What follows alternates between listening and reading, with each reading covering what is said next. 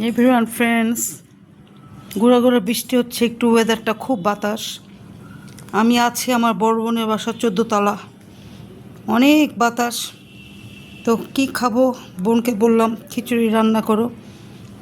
এই যে বিফ ঝুরি মাংস, এটা ঝুরি করে করা হয়েছে, খুব টেস্ট।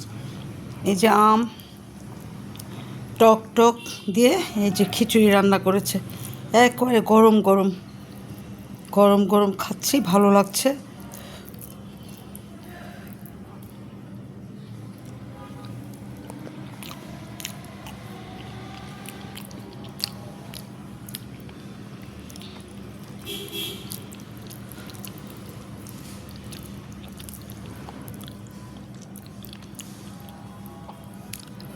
খুব গরম, খুব টেস্ট লাগছে।